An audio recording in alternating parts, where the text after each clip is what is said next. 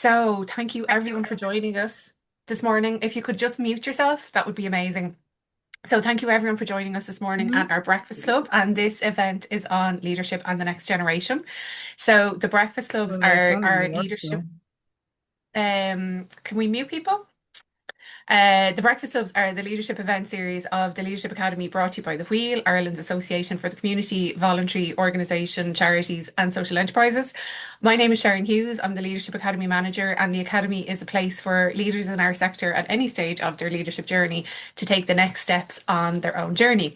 And the Breakfast Clubs are designed to help you take some time out to have a think about the bigger issues and connect with other people in the sector.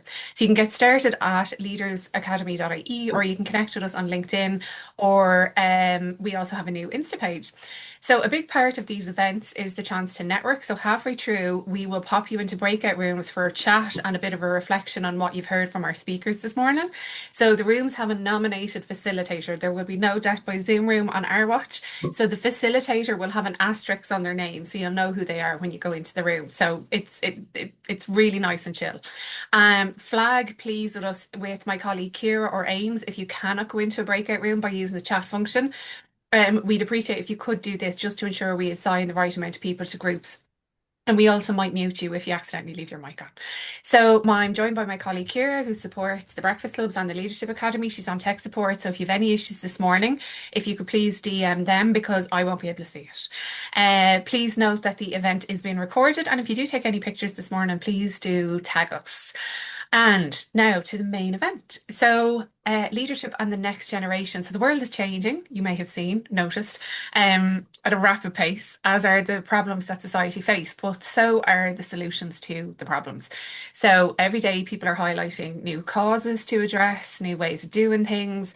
And the next generation of leaders are really interesting because they're the first digitally native generation, meaning they can connect on a global level in a way that we have unheard of before. But they're also known to be more driven by social causes like mental health and the environment and social justice. And today's event is kind of exploring what does that look like for our sector. So I don't know, but we found you two people who did. So I always read the bios because I think it's really important in our sector that we actually like acknowledge what the work that we do. So we're joined this morning by two fabulous leaders. Leon Diop is a mixed race man from Tala, Dublin. Leon graduated from Maynooth with a degree in psychology before going on to be Maynooth Students' Union president for 2 terms. In June of 2020, he founded Black and Irish, an organisation working on behalf of Black and mixed race people in Ireland.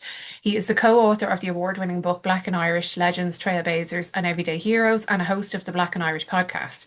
He currently serves on the board of Childhood Development Initiative Tala and Work Equal.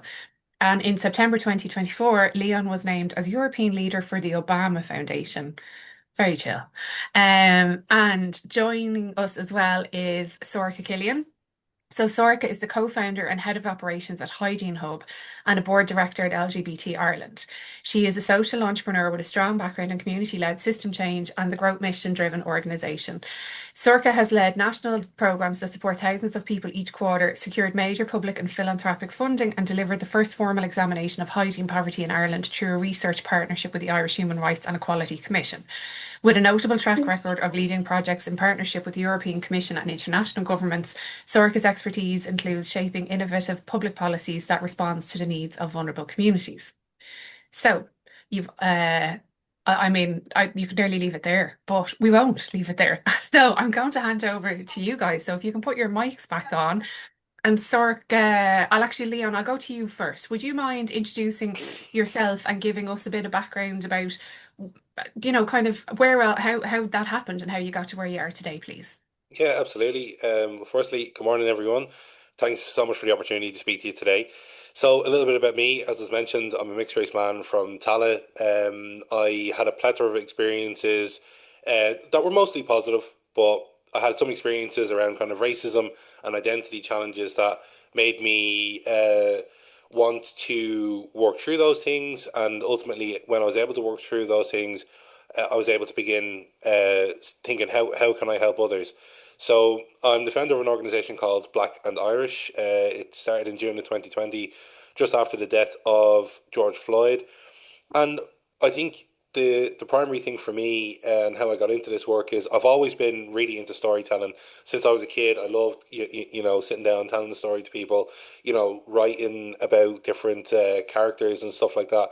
And through Black and Irish, my own work, what I figured is by telling stories, it helps us to really connect with one another. So I'm all about connection through storytelling. That's a little bit about me. Happy to go into a little bit more detail, Sharon, if I didn't give enough there. Yeah, happy to touch on anything there. Do you want to just tell us where you are now? Yeah, I'm back in Tallinn now.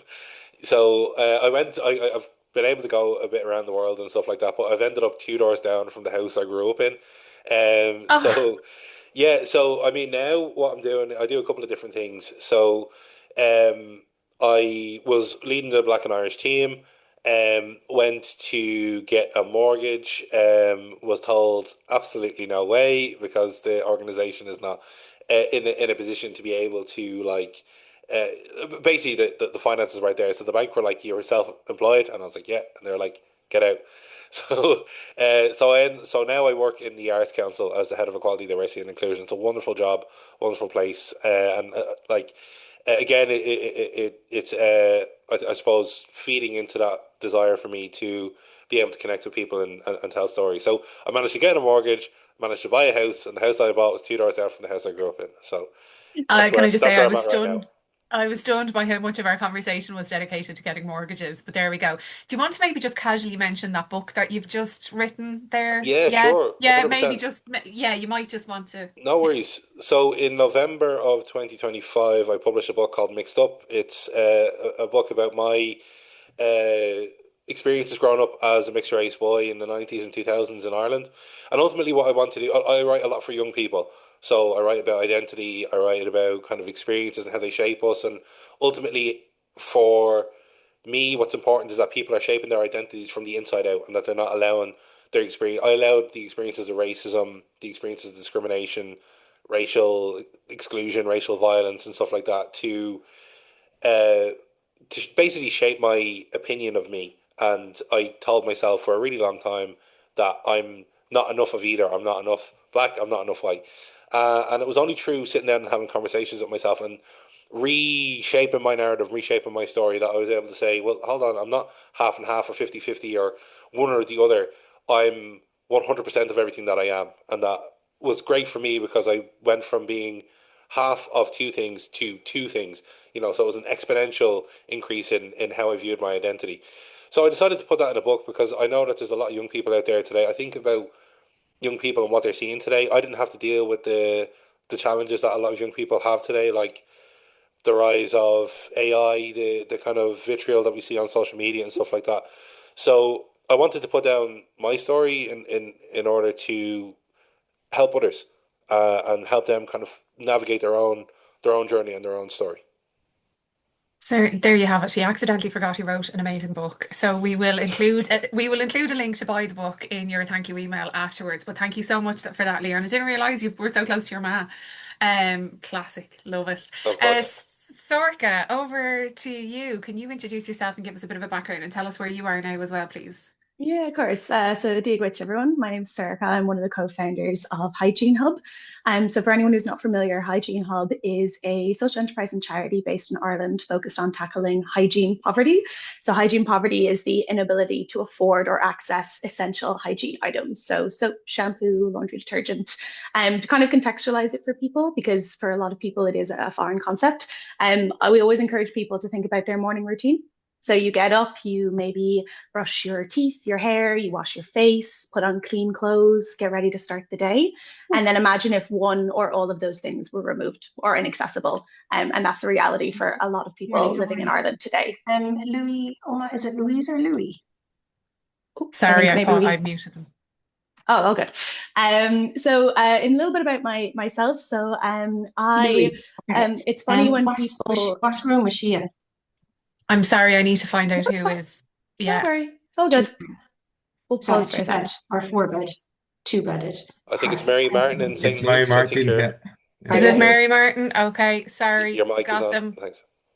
Thank All you. good. Sorry, I couldn't see who it was. Thank you. Grand. Sure. What's life without a little bit of heckling? Oh gosh, oh gosh, I hope she gets sorted, whatever she's organizing. So sorry, as I was saying, so my name is Sarah, co-founder of Hygiene Hub. It was funny when you were reading the kind of blurbs, because I think for a lot of people, and I think Leon can agree with this, it sounds deliberate. You know, it sounds like we made decisions and then our career grew. And people often ask, they're like, how did you end up here? And I'm like, when you find out, please tell me, because I'm not entirely sure. For myself and my co-founder, you know, they asked like, when did you decide to start Hygiene Hub? When did you decide to start running the organization? And I think we both say about 2 years after it happened is when we were kind of cognizantly made the decision.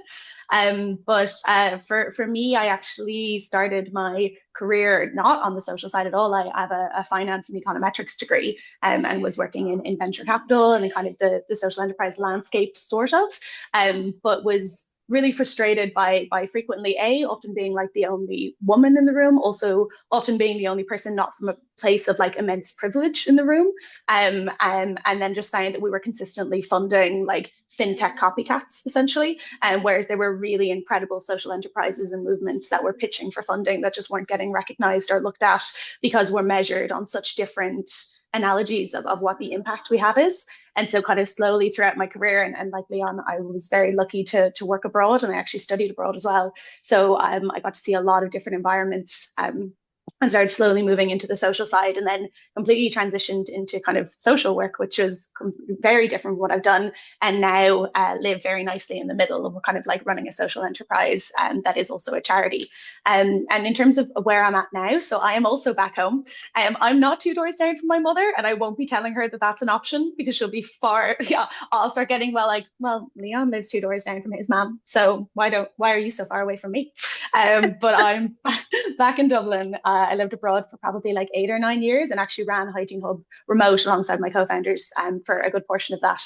But moved back home almost 2 years ago for Hygiene Hub. We were in the Social Entrepreneurs Ireland programme, and I moved back for that, and have actually fallen back in love with Dublin and Ireland, which was such a lovely thing to do. And as of this month or last month, I'm full-time employed at Hygiene Hub, because myself and my co-founder ran it for free basically for 6 years. So if you love what you do, they say like you'll never work a day in your life, but apparently if you love what you do, you won't get paid for it sometimes either. But we're on the up and up now, but also having the dreaded mortgage conversations that Leon's referred to, because social enterprises are a thorny one for people to understand. But yeah, that's a little bit about me. Yeah, 100%. Thanks so much for that. One of the things that was coincidental that when we were talking about it, it came up was that both of your organizations started during COVID. And you know, like without getting into all the COVID, there were definitely benefits, as in we all didn't have to get up and go into town this morning and get wet. But Sorka, could you start by talking to us about the timing, the logistics, you know, Mhm. like you said you didn't do it on purpose, but there was on reflection a moment in time where it mightn't have worked at Yeah. another time. Yeah, no, absolutely. So for us, so I am one of three co-founders, and I met my first co-founder. It's a lovely story. We were strangers, didn't know each other from Adam. We all met on like an online volunteer board, all looking to do like an extra hour or two of something in the week. I think that's what I was told, that I would do an extra hour of something a week, and here we are, several years later, running an organization. But so we were all looking, and we were all noticing, so we're all volunteering kind of in our local areas, and consistently noticing that access to hygiene items, but also kind of spaces to use them was something no one was working on. And so I met in November 19 with one of my co-founders, Rosie, and then Kira met in January 2020. And I remember we all like sat in Rosie's dining room table over what we now agree was a very burnt pizza, but we were like far too polite to admit it at the time. So we all just kind of nibbled the side of it while we like discussed what maybe pooling our resources would look like for a couple of hours a week. And now I don't know if anyone remembers what happened in January 2020 to March 2020, but the concept of a hygiene and like cleanliness related organization went from being a nice idea to an essential service pretty much overnight. And there was a few things that led to that. So it wasn't just COVID, it was also Brexit had just happened. And then there was also the war in Ukraine. And so there was increased need for support. And we were the only ones doing it. Although at this point, we were a community group. Like we had a bank account and we had maybe like an agenda, but we didn't have a registered company or charity or anything, although we applied for those. And so we had to make a really snap decision essentially to start supporting en masse. And there was a lot of factors that led to that. So, for example, all the public bathrooms closed. And so if you were someone that didn't have a safe home environment, there was literally nowhere for you to go to use facilities. And I think a lot of people forgot about that during that time. And then also people started en masse stock buying hygiene products, things like toilet paper and things like that, which if you have the capacity, like you have somewhere to store those items and you have the financial ability to buy those items en masse, great. But if you don't and you're going paycheck to paycheck, as is most of Ireland, then you didn't have those options. But at the same time, then a lot of hotels had to close and they had thousands and thousands of soap bottles and shampoo bottles and things like that that they needed to offload.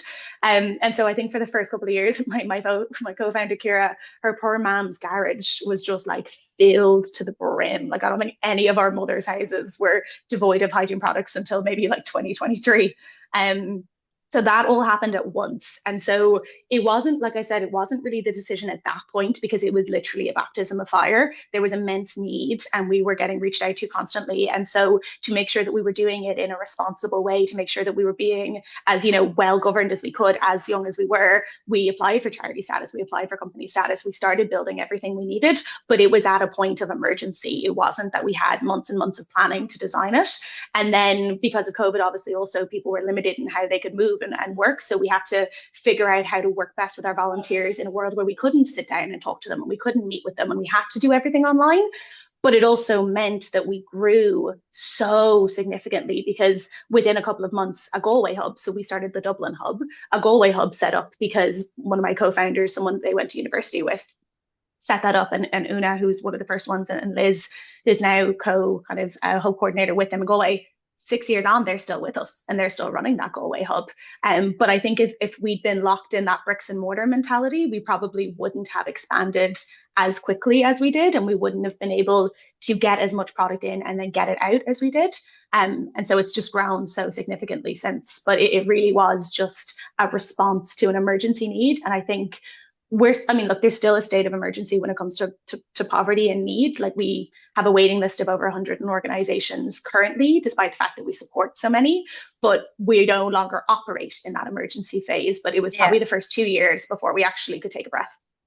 Yeah, so it was the clash, but you also had the tools, like you Yeah, said, you couldn't meet with volunteers, but also at the same point you had Zoom and you had yeah, the internet in a way. So it's those like you guys, like this next generation of leaders coming up have different problems, but they also have different tools, I think is what's yeah. interesting. Leon, you were the same. You set up during COVID Yeah, as well. we set up during COVID, so I was meeting weekly with other student union leaders for quizzes online during COVID because we were bored and we had nothing to do. Everyone was at home, cooped up.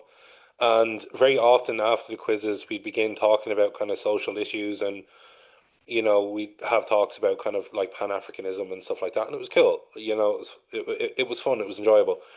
And then we had the death of George Floyd on the 25th of May. And very quickly, videos began circulating online. And I remember seeing a video for the first time and being just absolutely distraught. And I would pace up and down in my back garden in Maynooth for hours at a time. And I ended up actually writing a letter to George Floyd's parents. I sat down, I wrote it out. I was like, what has happened is horrible, but I hope something positive, I hope this changes the world essentially is what I was trying to get across to them. Um, and then, strangely enough, I'd actually thought of Black and Irish in 2018, but I sat on it for 2 years. And I'm sure there's many people on this call that have ideas that they'd like to carry out and, haven't started. So, yeah, but if you are someone that is sitting on an idea, just do it. Like, go for it. Because I really didn't think that my life would change so much. Quite quickly, my life, so I sat down with two of the people I was on the quizzes with, who eventually became co-founders of Black and Irish, and said, "Look, I have this idea. I'd like to start an organization called Black and Irish. We talk about the Black experience in Ireland, because there was a massive movement kicking off around the world, like through the Black Lives Matter movement, but it was very focused on the US and the Black experience and anti-Black racism in the US. So I wanted to create something in Ireland, and it very quickly gained momentum and took off, and that was because of a couple of different things. Firstly, everyone was paying attention to this issue, and you'll find that your organization will it will get more eyes on it when there is a big challenge in that area. you know. So that was the first thing. The second thing was people didn't know what to do. There was many people who wanted to do something, but they had no idea what they wanted to do. So what we did with Black and Irish was give people the opportunity to do something, whether that was as a black or mixed race person to tell your story and to help shape the narrative that's happening in Ireland. There's a lot of people in Ireland talking about, oh, we don't have racism here, and oh, isn't it great that um, we're not getting what's happening in the US. But as someone who had lived through racial discrimination, racial violence, being excluded from services, I knew it was a huge issue here, and I knew that there was many others in Ireland that knew it was a huge issue. So, giving people the space to tell their story was a very big thing. Um, Reaching out to people with large platforms and saying, "Listen, it would be hugely helpful if you shared this out and got the message out there." And you'll find that there's a lot of people who are, um, very sympathetic to your cause or very understanding of it and want to help out, but don't necessarily know how. But just reaching out to them and asking, listen, would you mind giving this a share? Is a huge thing. You never know how far it'll go. And yeah, I think within the first couple of weeks we'd gained about 20,000 followers. We had 150 stories sent in to us, so it showed that people were ready to talk and people were ready to listen. And I think from there we built it day by day, brick by brick. We recognized that at a certain point it wasn't enough for us to just tell the story, but the amount of stories that had been sent in to us, we now had a bank of data that we could say, well, actually, we can see that young black people are experiencing overt racism in schools, and that the first time they're experiencing it is there, and that's a huge challenge. Then when they leave school and get into college, they start to see covert racism a lot more, and they start to see like more of a denial of access to services and stuff like that. And then there's big systemic barriers that are stopping people from progressing in society. So we were able to form an organization around that and say, well, these are the things that we want to work on, but maintaining the core of storytelling. Um, so whether that's through our social media accounts, whether that's through books that we publish, whether that's through a podcast, stories from the people that you work with, stories from your organization are always going to, uh, they're always going to do well. So that was one thing that I learned. And during COVID, it was a time where people were at home, they're cooped up, didn't know what to do. Stories where uh, people were distracted. They were on TikTok a lot. They were scrolling for hours. Doom scrolling. We can all do it, but this was a nice break for people to go, hold on, actually, let me take on this experience. And you'll find that within your own organization, there are stories from people, if they're willing to share them, that can be very powerful and can make a lot of change. So yeah, that was us starting up during COVID. Yeah, and can I just actually lean into that because you've touched on something, but one of the things that I was that I've seen in both of you is that not only are you doing new things and using different tools, but you're both very, very committed to doing work in a very particular way. You're both in, can you tell the audience a little bit about that, Leon? I'll stick with you because you were kind of touching on it a bit there with the Yeah, storytelling. yeah. I mean, recognizing that we don't have to do what we've always done, because if you've always done what you've always done, you'll always get what you've always gotten. So we wanted to change it up a bit and say, well, we're not going to be an organization that's brick and mortar. We're going to be online. That's the way most of the world is operating at the moment. We wanted to give people like trust and so, like trust within team members to say, you know what, like you want to work in this area, this is something that you can do and you can lead for us, and we'll trust you with that, And very quickly we found that people were not only um doing great work, but they were also developing themselves and like learning a lot as well. So I mean, there was a couple of different things. We said like, look, we're not going to be 9 to 5. We were 24/7, but it in a way we were 24/7, but less intense. I think when you're 9 to 5, it's like we're in and it can be intense during those hours. But when you I suppose spread out the work too, I'll do it when I can. I'll get it done and trust me to get it done. Um, that inspired people a lot. That meant that people were motivated. They felt like they were trusted with work. They felt like they had the flexibility. So yeah, I think those are a couple of things we did differently. And then just one last thing, we weren't afraid to have nuanced conversation. You know, challenging big topics, but in a nuanced way, and saying, look, there's different, like, let's unpack this together. You know, a lot of you are working in organizations that are facing big challenges, you know, and by you know, saying we want to do this differently, having podcasts, having a podcast for your organization, I think, is a really strong thing, because you're able to have conversation and dialogue about how you're going to work through these issues together, and that was something that really worked for us, you know. So I don't know if anyone wants to you know, hear more about that. More than happy to chat about it. I'm actually, they probably do, but I'm going to be mean because Circa needs a shot as well. Of Circa's course. taken some, Circa has, but it's the idea. I think what we're hearing from you is trust and collaboration were two of the core values, and finding the nuance and being prepared to have the conversation to do that. Circa, you've, and I think your finance and operations hat has come in really well as well. You had some interesting new ways of doing things. Can you tell us a bit about those?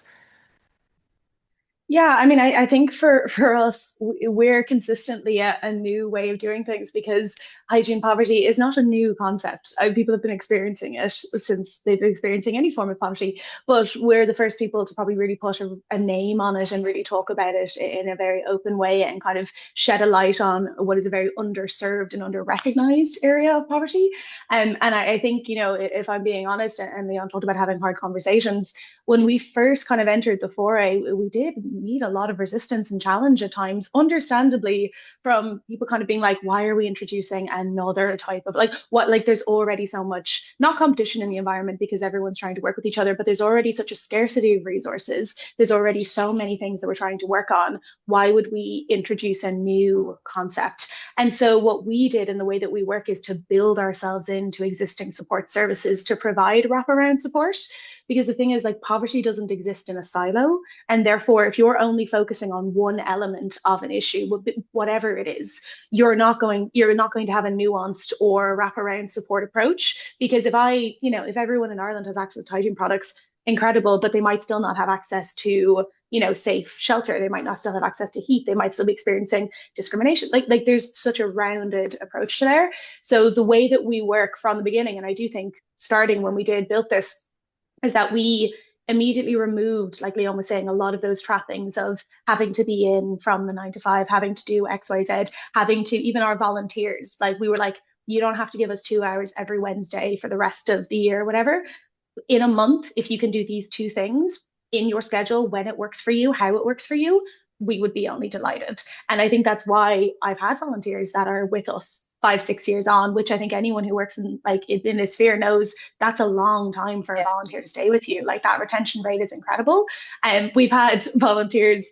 One of my favorite stories is, and to be clear, we did not make her do this, but we had a volunteer give birth. And then on the way home, called us and was like, we can drop some stuff on the way home, like no bother. And we were just like, no, babe, like go be home with your child.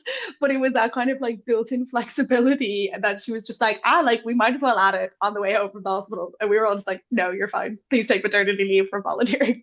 But I do think that, like what Leon said, that kind of trust and flexibility that you give to people. Another thing that we do is kind of allow people to come up with ideas about how to approach things when it comes, like there's no one way fits everyone. And Leon, I'm sure you're the same in your organization. Like no one person's experience is the same. No one solution is the same. For us, tackling, hygiene poverty in inner city Dublin versus rural Donegal, those don't look the same.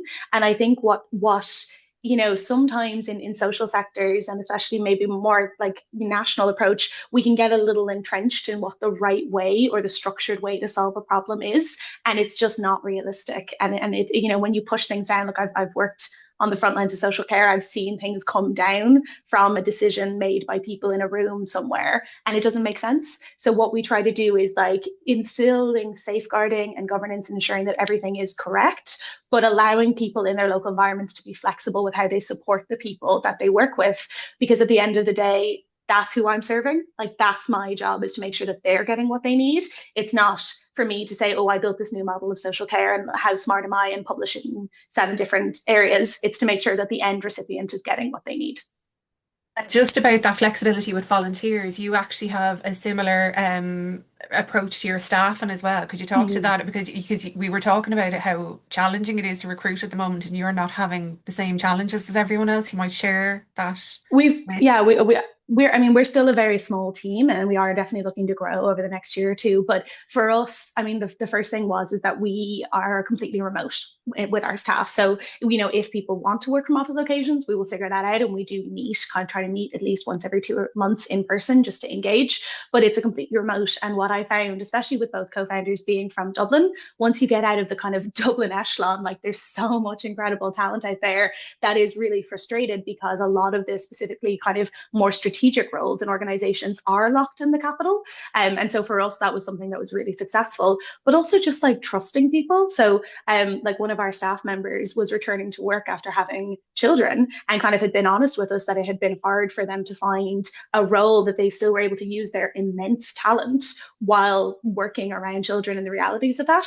And for us, I'm like, if you need to go early because you have a dance recital or if you have a doctor's appointment, you're a grown adult. I don't need you. I like put it in your calendar, be honest with us, but you don't need to ask permission for that in the same way that maybe you might have to in a really entrenched organization.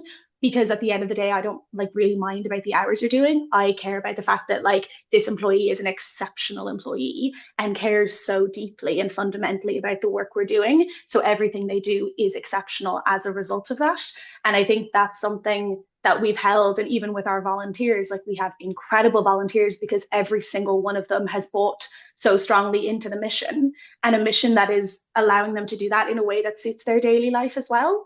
So I just think it's something like when I've been in organizations where I felt like if I wasn't seen to be sitting there at the desk, even if I was doing a million and one things, would it be known that I was doing all of that?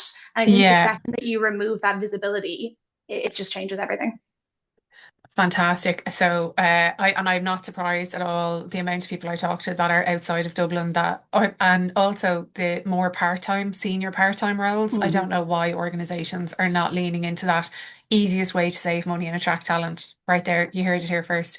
We're coming close enough to the end. So, what has been, and Sorcha, sorry, I'll stick with you. What's been the hardest lesson that you've learned? Oh, there's a lot. I think that the hardest lesson, and this was a very personal lesson, so this is very much me as opposed to the organization, not everyone is going to like you. And I think that was a hard lesson for me because when you work in these environments, you're working with people and you care about them so deeply and you want to be liked. I want to be liked. Everybody wants to be liked. But sometimes you have to make really hard decisions that are the right route for the organization or the right route for you or the right route for the time. And everyone will have different ideas and approaches to how something is done. And so I think what I learned is that, while I might make decisions sometimes, while like as a society, we have to make decisions times that aren't liked, if you have deep integrity in the decisions that you're making and you make those decisions based on, what you know and have researched and have looked into and have made certain is the best for the people that you're working for, you can go to bed easy at night. And I think for me, every person in Hygiene Hub makes decisions and we have really hard conversations where we don't always agree with everyone. But at the end of the day, we know we've made the best possible decision for that end user or that person that we're trying to work with. And so your decisions might always be liked, but they will be respected and understood because of the work that's been put in to make them. So I think it was a hard learning for me and it's one I still struggle with, but I think it is the reason that like we can go to bed and rest easy at night is that we're making what we believe and what we are really trying to do the right decisions for people. And just I need to go back to Leon, but there was something else you mentioned it was so people didn't get burnt out that you came up with a core value that was achievable. Yeah, no, so I think it was for us, it was thinking back, it was kind of because we talked a lot about burnout when we did the initial kind of chat between Leon and I, because you get burnt out. I mean, running an organization is exhausting. And I think the moment that you start to get a little bit bitter or you start to get a little frustrated or you start to kind of be like, oh, I'll do it at 50%, it's fine. That's when you need to step back because unfortunately in our organizations, you don't get to do it at 50%. And I don't mean 50% workload. I mean, you don't get to stop caring. You don't get to say, well, that's fine. They can just take what I can give them for now. And that doesn't mean you have to step away from the organization, but it does mean you need to step back and review how you're working and what you're doing. And if the answer is to do smaller, better, instead of bigger at half-mast, then do smaller, better. And I think that's something that we learned as well and something we try to communicate to our volunteers and to our employees, which is like, we will support as many people as we can, but we need to make sure the support we're giving is sustainable and supportive, not just for you, but for the people who are delivering that support too. Because the second you start pushing people beyond breaking point just to hit bigger numbers, you're hurting both sides of that. Yeah, 100%. Leon, what about you? What has been the hardest lesson that you've learned? Yeah, from a personal point, same. As the burnout, it can be tough, and when you're operating from a place where you're in constant fight or flight or survival mode, you can not only harm yourself, but like not be your best to your team, and to the organization. So, consistently ensuring that you're taking care of yourself, I think is really important, in this space. I think the other thing then is assumptions. Assumptions, when if you find yourself, I am assuming this, you're making an ass out of you and me when you assume. So I think, it, like, and I've had a couple of different harsh lessons from assuming things, assuming that maybe like a team member knows something or is aware of something with me, and that's why I'm saying this or asking them to do that, and they don't really understand, and it's causing tension and friction. That was one big lesson for me. And then assuming things that are going to happen with the sector or with the community that you're working with, and that this is what they want. You might find that it's actually the opposite of what they want. So if you are finding yourself in a place where you're assuming something, always go and clarify, always go and check. You'll be glad you did, because you might find out it's the complete opposite, which has happened with me. And if you could go back like the 5 or 6 years ago, what would you tell yourself? Um, that you don't need to do it all. You don't need to do it all yourself. It takes two to paddle a rowboat at times. So, find people that you can work with, trust them. Um, yeah, I think that's one thing. Maybe don't not jumping into things. You can be very excited when you're working in this space, and people will want to work with you. They will want to uh back you. I've had people come and say, "Oh, we really want to work with your organization. Here's a bit of funding," and we're like, "Whoa, okay," but like, do we have the capacity to do this? Do we have the desire to do this? Is this actually the right partner for us to work with? You know, so I think just critically evaluating things, and you can still do that in an agile and fast way, but it's just setting the time out to clearly do it. So yeah, yeah, but I'm talking to my, like, hindsight is 2020. Yeah. But there's somebody here So who probably is 6 years ago, Liam. That's what's yeah, so great yeah. about these conversations. Reach out to people. You know what? Actually, yeah, like that is one thing I'd say. Find people who've done stuff that you would like to do and go and talk to them. And I think that's one thing I wish I did, because I thought I knew everything, and that was a really stupid thing. And Sharon knows me from the time I was in the students' union. And you could probably see that this guy thinks he's a hot shot, or whatever. But you don't. Particularly if you're starting off in this area. So find someone that has done something you'd like to do, and have a chat with them. I love that. I've a question for both of you before we get to the end of it. What changes do you think with your reflective, like with your experience? Neither of you were entrenched in the sector before you started working in the sector, so you've a real critical eye, Leon, as you said there. So what would be a change or something that you think that the sector could be like? What would be low hanging fruit, or what would be something you can see coming down the road for the sector? Leon, I'll stick with you because you were talking. Yeah, no worries. So yeah, I have private sector experience, public sector experience, and I think the private sector is the money first. The public sector is the organization first, and protocol and procedure.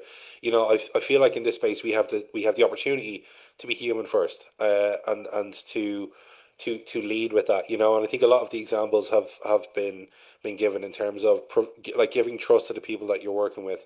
Giving them the flexibility to get the work done when they can. Like, obviously have clear deadlines, have clear kind of standard operating procedures, but like, don't be so on top of people. I think is one thing that we can do.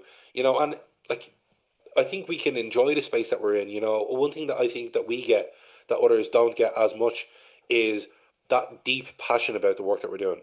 that desire to change lives, to help people. That's something that I have not gotten in some of the other sectors. Now I do get with that with the Arts Council. I'm not gonna lie, but with Black and Irish, I've been able to get like that. It's really fulfilling. So lean into that. Enjoy it. Find different ways that you can do different things. So yeah, I'd say our sector needs to be human first. Gorgeous. Sorka, what about you? Yeah, I'm laughing at Leon saying he thought he knew everything because I think I thought I knew nothing. Like I went in being like, I have no idea what I'm doing. Somebody tell me what to do, and nobody will. Unfortunately, there's no guidebook. I think for the sector, and I think something we try to do is back scary ideas, back innovative ideas. I think we can be very risk averse as an organization, like as a kind of wide, and I understand why. There's so much responsibility that you have. It's not like you get to make an idea and if it fails, oh whoops. Like if you make an idea and it fails, you've potentially put someone in a more vulnerable position, which you can never do. So safeguarding absolutely, support and trust, but also just because the wheels are kind of turning and something's kind of working doesn't mean it couldn't be working better and doesn't mean it couldn't be more like wrapped around and more supportive. So I think that what I say, like when we started Hygiene Hub, we were 21, 22, and a lot of people probably didn't have a lot of faith in us, but we backed ourselves. Some people backed us and we've built it into a really reputable organization. And I think personally myself, like I did a lot of things at an age where I probably had no business doing them, but because I had that passion and because I had that like deep care for what I was doing, it did for the most part really work out and become something really solid. So, if you have people in your team, if you have people that maybe have something a little bit of a wacky idea, have something that's a little bit different, back it in a safe and supported environment. And in terms of kind of the thing you were saying earlier, Sharon, if you could go back like 5 years and ask questions, I think I'd probably give myself a hug because I think I probably needed one. I think Leon, you give yourself a hug as well. But I think the other thing I'd say is like you're gonna make mistakes, and that's really scary. But be really open and honest about the mistakes that you're making. And I think that's another thing that we could do better in the sector is be really open and honest and not have it can be such a punitive environment to make mistakes. It can be such a place where you try to kind of sweep them under the rug and not talk about them. But like for us, Lisa Hygiene Hub, when we make a mistake, we talk about it really openly and we talk about it honestly. We're lucky we don't make that too many of them, but mistakes are an opportunity to learn. Mistakes means that something broke and you need to fix it and you can fix it in a better way than you were doing it before. So I would love to see the sector. Honestly, I'd love to see one of these calls where we all sit down and talk about the mistakes that we've made and what is better as a result of them. Because I think there's a very hidden that we really hide that as a sector. We don't talk about what went wrong as much. And I think if we did, we'd all be a lot better for it. Yeah, 100%. I used to when I worked in the union with Liam and we were trying to get raves insured and reindeers and all sorts of things. I actually had the coolest insurance man.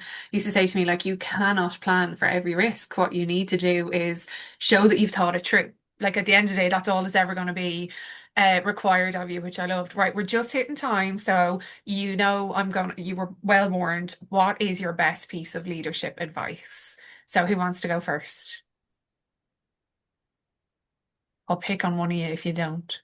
I don't mind jumping in. Like for me, I've done a lot of kind of looking into leadership and leadership models and stuff like that. And I think the one that has worked for me most is the ABI model, uh, ability, benevolence, and integrity.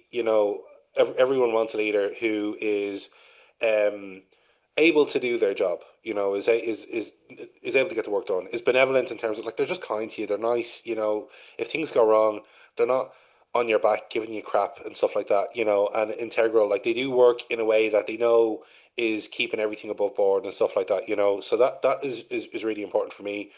Another question I ask myself is, would I like to be led by me? That it's a very simple question, but if you're able to sit there and go, yeah, you know what, like I get the work done. I'm nice to people the majority of the time, and I always want to make sure that everyone's okay. Then good. But if you find yourself going, oh, I have these things that I'd like to work on, and I had to do that too. There was times where I was very aloof in the work. Do you know what I mean? And I was this kind of blue skies thinking guy who would be like, yeah, we can go and do this and blah blah blah blah. And we take on all this work, and then I'm sitting there going, how are we going to do this? Do you know what I mean? And I'm sure my team were like, why did you say yes to everything?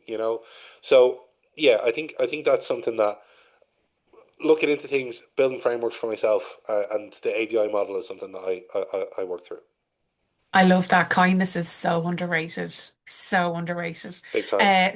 Sorka, last word with you. Yeah, I think for me, it's always lead from behind. So, it's very nice. And I think we talked about it when we did our prep thing, the concept of saying like, I'm a CEO or I'm a whatever, I'm a thing. For me, and I think I'm lucky with me and my co-founders, is there's never been ego in what we do. It's never been about who gets to say what and who gets to be X, Y, Z. It's about pushing the people that are your organization to move, and you're kind of behind them as a support system and you're doing everything you can for them. But the second that it becomes me instead of we, the second it becomes Circa instead of Hygiene Hub, that's a concern for me, because that means I'm not running this organization because I really believe in it. I'm doing it because I want to add more letters to the end of my name on LinkedIn. And that's not what any of us are in this for. Do you know what I mean? If we were in that for it, we'd be in a different environment. On the flip side of that, however, take responsibility from the front. So when things do go wrong, if they go wrong, when you do have to have hard conversations, my hand goes up first, because that is my responsibility as the organizer of it. And my staff and my team and my volunteers need to know that I am there as that support system for them at all times. And so it's not always the nicest position, maybe, because you maybe have to push everyone to get all the, and that, but it is what that means. And what that says to me is that you're doing this, like Leon said, because you love what you do. And you can absolutely look. I've been to an award show or two with my co-founders, and we've had a very nice time with the free glass of prosecco. And we've absolutely enjoyed that benefit of it. But at the end of the day, it is the sometimes late nights and the weekends and the mornings and those things. And you do have to make sure that you're doing it because you fundamentally believe in and love what you do, because that way you'll always be leading it with the right intentions, and that you're supporting the people that work with you to do that same thing. Well, I know both of you are possibly accidentally-ish kind of ended up on your paths, but you're both phenomenal leaders, and I've watched both of you for years in a non-creepy way, and I've loved seeing how, like, every time you do something awesome, it's just phenomenal, and I'm so glad to be able to showcase you. So for now, it's the fun part where we get a few minutes. So Kira is going to put everybody into breakout rooms. Don't worry if you can't go in, that's absolutely fine. And there'll be a facilitator in your room that has a little asterisk, and they have some questions for you. Sorka and Leon will also be joining the rooms, so it's a lotto to see who gets them. And then we'll come back we're due out at 11:30, so we'll come back at about 11:25, and we'll take some questions and answers for Leon before they go, and I will have you out of here by 11:30 because I'm really worried about time and deadlines. But thank you so much. You guys are phenomenal. I can't wait to see you in another 20 years. Global domination for the win. But kind. Of course. Yeah. Thanks, Thanks so Sharon. much. Thanks for having us. No.